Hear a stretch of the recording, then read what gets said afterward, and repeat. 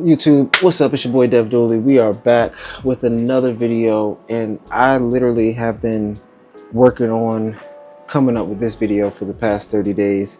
Dehancer reached out to me to see if I could actually, review their Dehancer Pro. They are not paying me for this. This is completely anything, like everything off the top of my, this is completely everything that I truly feel about this application, if it can help you out with color grading. And if you're watching this and you're a person who really isn't too deep into like the color grading space, and like easily confused, I would even say, I think that this might be something that you should look into, just because Dehancer has helped me out a lot, and I'm kind of that person. I have a lot of ideas and a lot of like things that I'm already working on, and I don't like to spend too much time working on my color grades. So with Dehancer and me liking like my footage to slightly look like film and having some grain and certain things that I want depending on what the project is, Dehancer has helped me out a lot. But let's just jump right into the program so that way you guys can see what I'm talking about. So I already have four clips already imported into here. I have two Canon clips. I have one that was shot on my Red Komodo, which I kind of bounced out, and now looking back at it, I really don't like the color. So yes, this is an actual MP4, but we're going to see how Dehancer handles this even after the fact, and if I could even add another grade on top of it if I absolutely had to, and how that works. And then this last one is a clip that I shot for my job in New Balance for like a back to school shoot. And we'll just see what we can, if we have time to go over that one. But we can start off with this first clip, and I can kind of just show you guys exactly how Dehancer works. Also, I am working in DaVinci Resolve now. I have not opened up Premiere in about 30 days or so, and it hurts my soul, but it's helping me a lot to learn this new program. And there's a lot of stuff. I mean, I kind of blame you guys for not telling me sooner about DaVinci Resolve, but I saw everybody kind of making that switch over, and I felt like maybe it was time for me to do that too.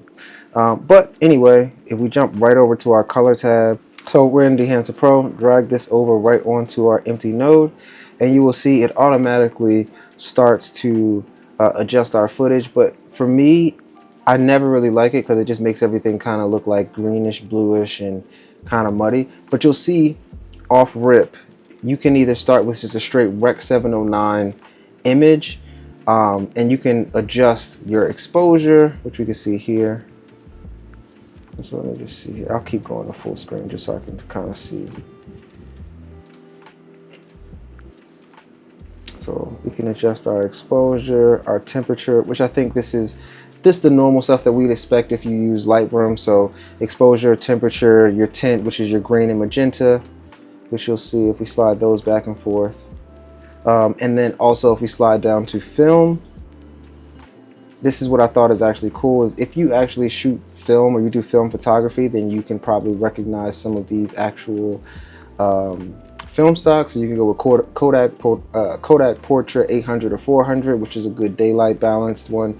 Kodak Gold 200, more for like the sunset golden tones and things like that, or maybe even a Cinestill, depending on what you're looking for. If you like a lot of halation in your shots and things like that, you can emulate those. So this has a very good variety. But let's just start here with, I'm just gonna go with Kodak Portrait 400 because I like Kodak Portrait 400, and this is what we got so far.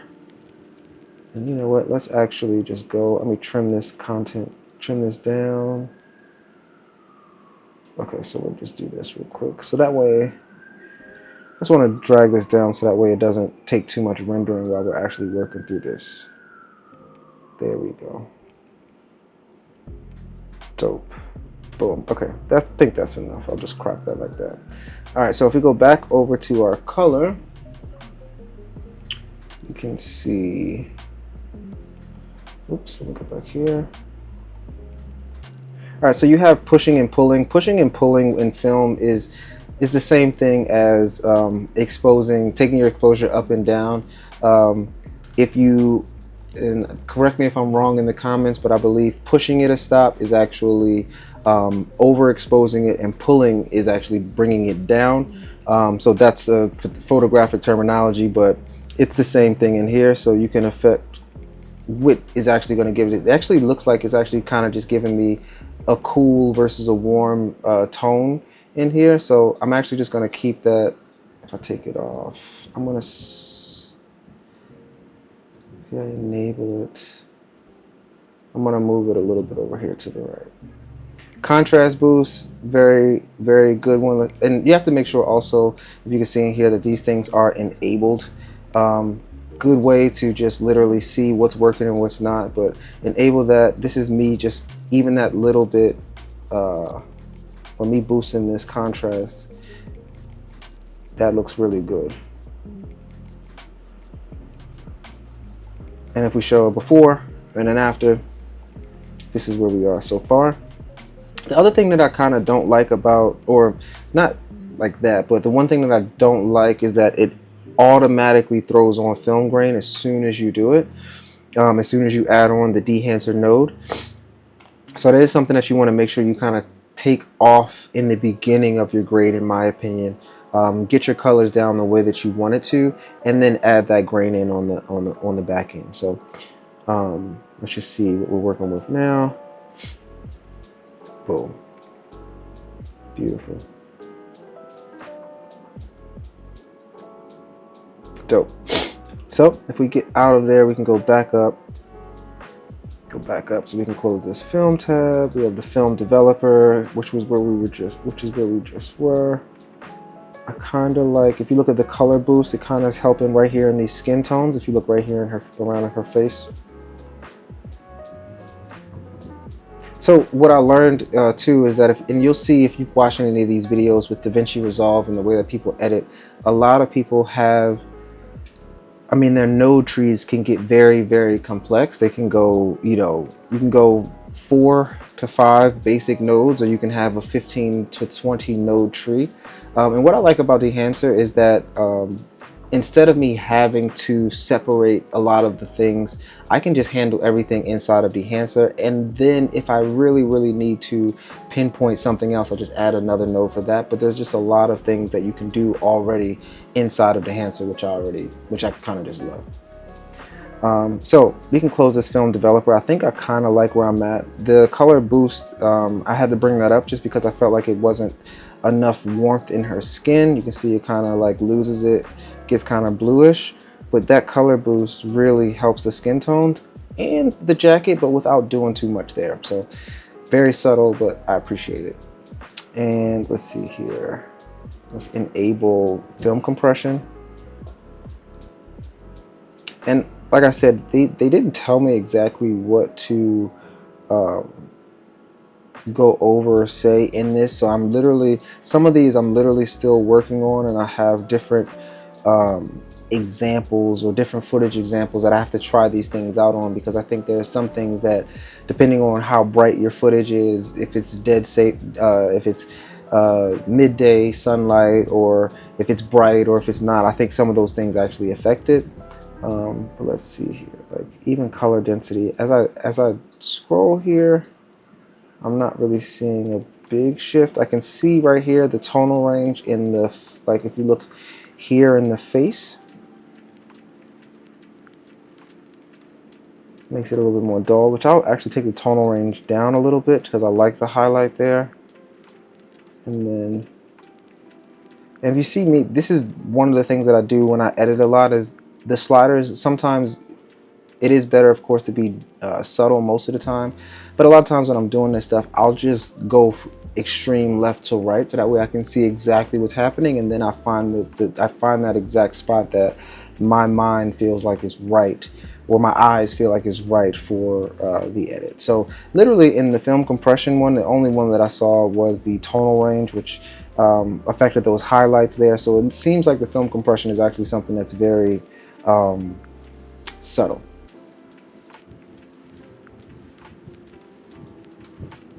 Let's see here. Expand, black point, white point. I'm pretty sure this is just you looking for making sure your blacks and your blacks aren't too crushed and your whites aren't too hot. So we'll just check those out right here. Hold on 1 second. Here we go. So in this image right here, we have black here. We really have a dark spot. If you just look at her hair back here, so we can just see, and you can see what happens if I take that too far, of course, and if I bring it all the way down, how it fades it out. So I really just want to find a sweet spot to where, I feel like this is kind of where I already was. And then if I look at the white in the t-shirt, I still feel like I can see the detail here. It's not too blown out. Let me see. Look at that here.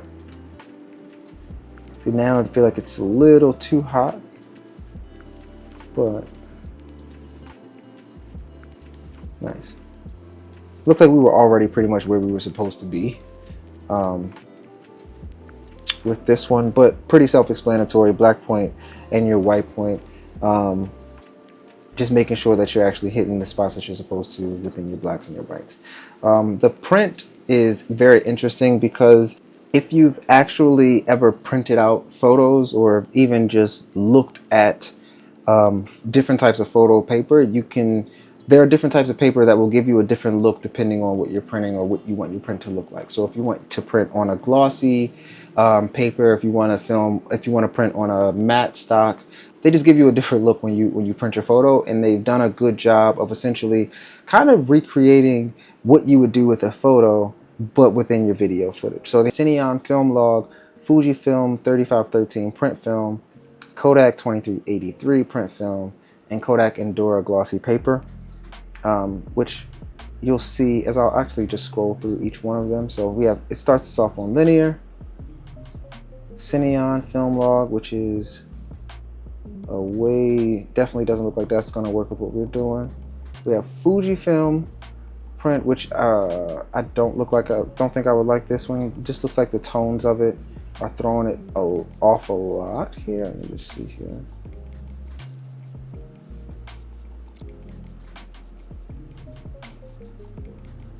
Now again, it does make a more creative grade. I'm not too mad at it. I feel like this is very, very stylish, but I don't think this is the way that we want to go for this one. Let's go to Kodak 2383 print film. This looks good. So we're here to here. I actually like this grade a lot so far.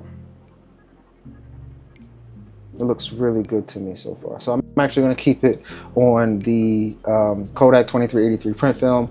I would advise you guys literally just to kind of go through these and see exactly which one works best for you. But yeah, head. From my research too, and I haven't messed around too much with it just because I don't feel like I've needed to. I think if my footage was a certain type of way, if I was going to a carnival, if I wanted the skies to go from like blues to my greens and things like that, I can kind of mess with that hue saturation tab in another app. That's essentially what you would get here. So if you go to your color head, let's just see magenta, green, cyans, red. So let me enable it. Hold on. Bing. There we go. So you can see you can manipulate certain colors and kind of push them to whatever look you want. So we can go for a more vintage vibe here, add some warmth to it, and if I turn this off, you can see I just kind of added, it turns everything you see here that's blue, it turns that and adds it a little bit more greenish. But that's literally just, like I said, it's really messing around with the hue of certain colors within your frame. And I don't know if I like it with or without. I think I like it with it. We'll just keep it on, and we'll keep it pushing. Let's go back. I'll add on some film grain here, and they have a bunch of different types of film grains. They have 8mm, ISO 50, working its way up to 16mm and 35mm and 65mm at different ISOs as well. I would advise you again just to kind of go through these when you use it to see what grain works the best for you. Some people like a lot of grain. I like my grain to just be very, very subtle. Like I don't want it to feel overbearing. I did try that out on one of my videos on the channel, so if you want to check out the UGG fashion film video that I released, I really just let the grain and the glow and some like very film aesthetic stuff go on it and just see how it felt. Wasn't as clean as a grade that I would normally do, but let me check that out. Let me know what you guys think about that. But we kind of see this is actually isn't bad here. And which one is this? This is the 65 millimeter ISO 50, and the amount is at 10. I think when it starts off, it normally puts it up to like 30. And you can clearly see if I drag this all the way up and we play this, you can see how much grain you're actually getting in your frame. I think it depends on what you're shooting. It's stylistic, it might work like that, but for me, that is so much grain. So I always kind of bring it back to around the 10% mark, and that seems to kind of do the job for me.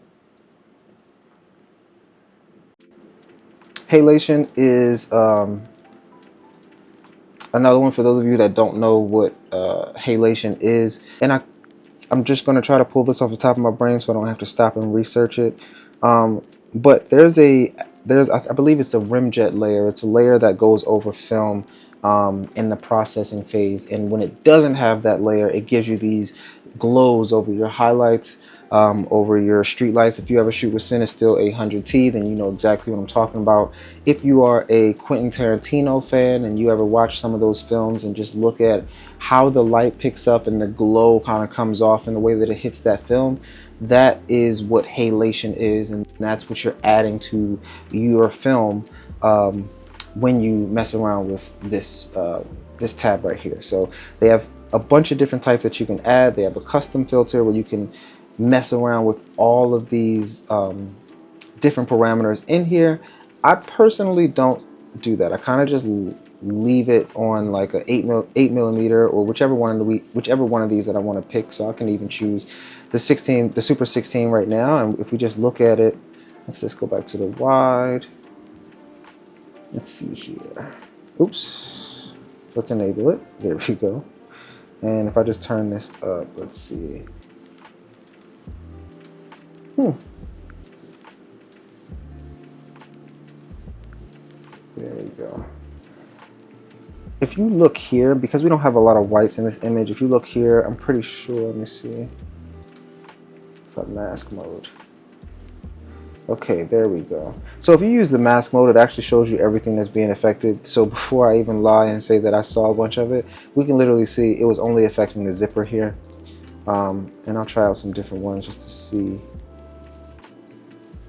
Yeah. So we'll mess around with the halation on like a different piece of film. Maybe let's see here if I go back. All right, so in this footage, the halation doesn't add anything to it. So we're not really going to use that on this piece of footage.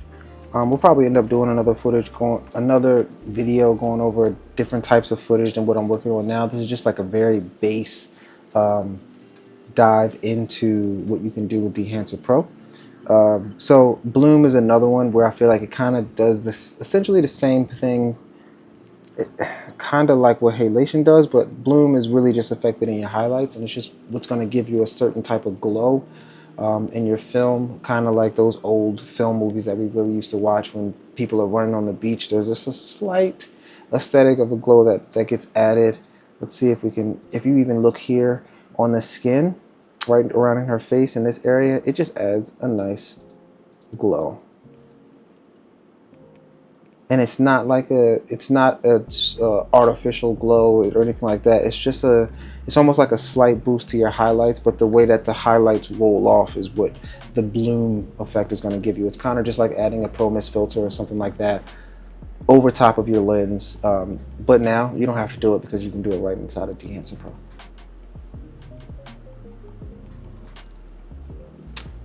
Film damage. Now, just being honest, this is very stylistic. So for those of you that like to add the film damage or breathing into your footage, you know, just as it's playing, dust and scratches and things like that. I did that a lot. I feel like I wore that out Maybe we all did. So like I said, it's kind of stylistic. Unless I'm shooting like a Western film or something like that, I'm not really going to use that.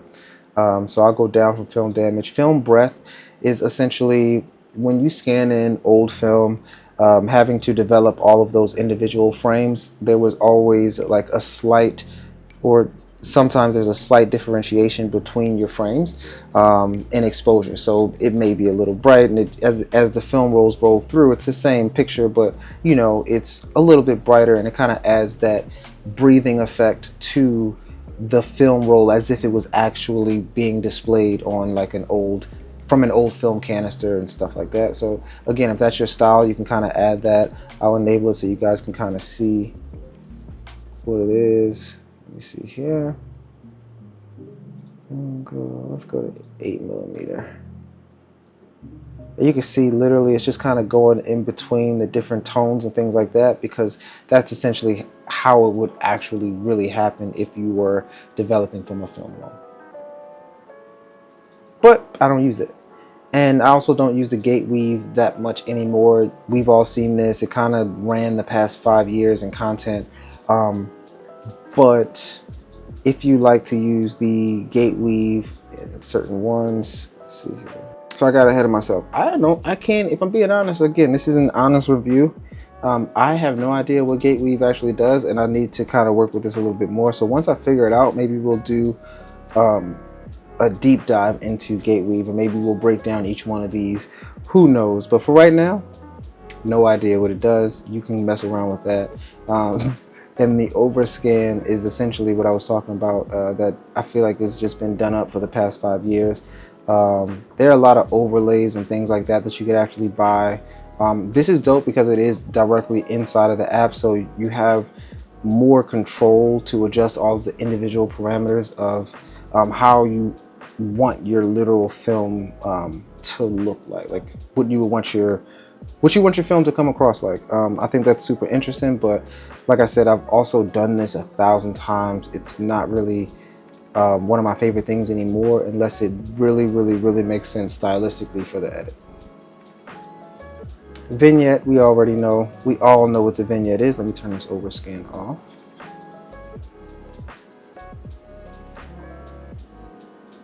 And yeah, so our vignette, they help out a lot.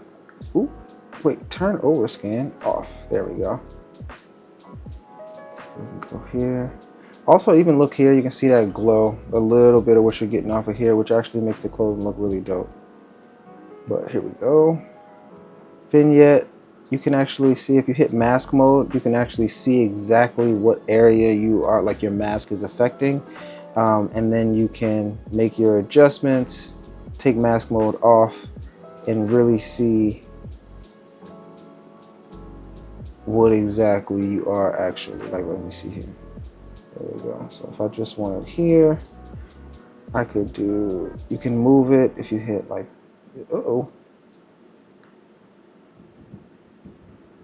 this is supposed to, let me see that. So this is the other thing that if just as some on feedback, if I could give it here, the one thing I don't like about this, because I did try messing with the vignette before, it is cool.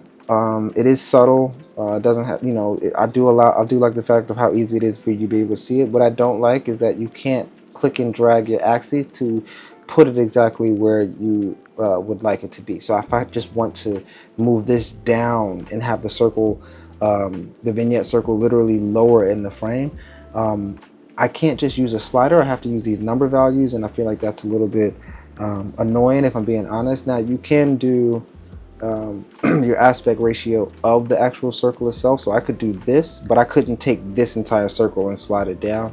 Or I could, it just wouldn't be the easiest thing to do, because I wish I could just literally click and drag and like have something, some type of way that would be easier for me. But again, it's not a bad feature. And yeah, if you like it, if you need it in your shot, it's great. And if I'm being all the way honest, guys, monitor output, oh okay, well I did try this out the first time I used it, which is just false color, which I think is really cool for if anybody has, you know, actually used false color on a actual set. I think this is really, really dope. It really just shows you the true colors that you're seeing, and what's in the image, not what your eyes are actually seeing. So if you can see this, all of these blacks down here, that's a 0 value, red is 109, and I can look across the screen, and any color that I see, I can make sure I see it. So if I wanted to adjust any of the blacks and move anything around, I can see exactly what's giving me a pure black, if it's underexposed, overexposed, based off of my false color. And then also they have clipping indication, which is also great. I use this a lot, of course, in like Lightroom when I'm working on my photos, just to see if anything's overexposed, if anything is underexposed or anything like that. But let me see here, let's turn this off. And it is very white here, but for sake of this shot, I'm not really like mad at how bright it actually is here. Dope. So guys, that is my quick overview of Dehancer. And if you know what, one last thing that I do think it would be nice to do, and we can look at this together, is literally look at the pricing. I think last but not least, we should just talk about if this is actually worth it for you. Is this in your budget? How much work you're actually putting out? Are you making money from your grades? And also, like, what is your style and what you're going after? They do have a new mobile app, which I'm not sure how long ago it rolled out, but it does allow you to edit your photo and video content. So if you're a person who does a lot of work on your phone, maybe just like a journalist-esque type of person, and you don't have a lot of equipment, but you still want to get some cool edits out, every single parameter that we were able to adjust within Dehancer that I showed you in DaVinci, it has that on your phone as well. And it allows you to essentially work with your photos the same way you would film right from your phone. They do have it for $9. What does it say? $9 a month for 2 seats. 2 seats meaning like you could have it on your phone and you could have it on your iPad, 2 devices essentially. And then you could also do photo and video. I do think it's cool that you could use it for your photo, but I really don't think that this is something that is justified with just photography. I think that you can accomplish a lot of what we could do in Dehancer in Lightroom if you already have that. So I wouldn't say that it's necessarily needed, but I do like the idea of being able to have photo and video capabilities if you're going to use it, and possibly being able to put the same type of grade on your photo set that you would do with a fashion film to go with it, or the actual video, because I think that that's important. A lot of times when I do projects, that's the one thing that kind of gets lost. Is like there's a video grade and a mood, and then there's a photo. Even if the mood is slightly similar, there's something that it's just a little bit different. And I think that if we were able to literally use the exact same grade and find like a common ground for photo and video and make that cohesive, I think that that's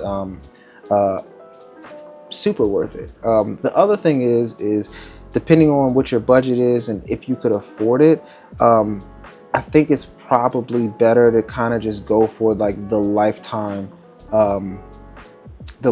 purchase. Over time, I mean, I do like the fact that you can kind of cancel, and I understand everything like that, but what I don't like is having access to something for a little bit of time, and then if I can't pay it or anything like that, I just lose it and it has to change my entire workflow.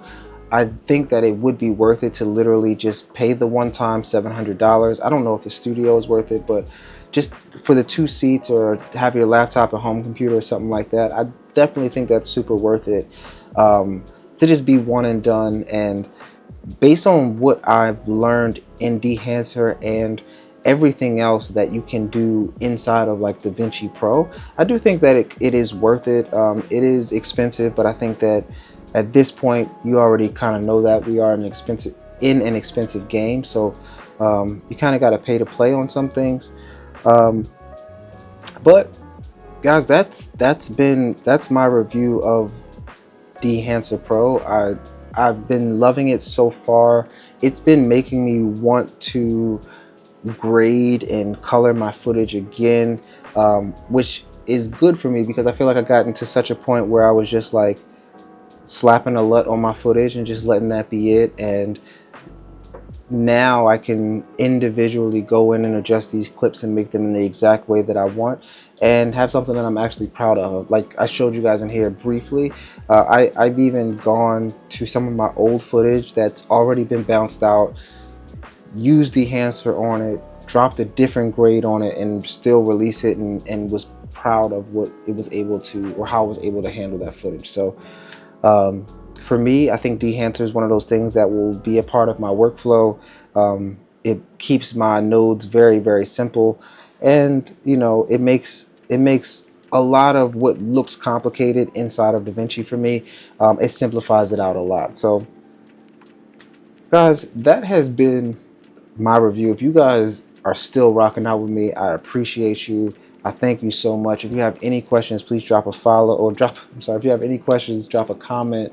And if you guys want to see more or if you guys want to see more videos like this, feel free to drop a like, a subscribe, and let me know what you guys want to see.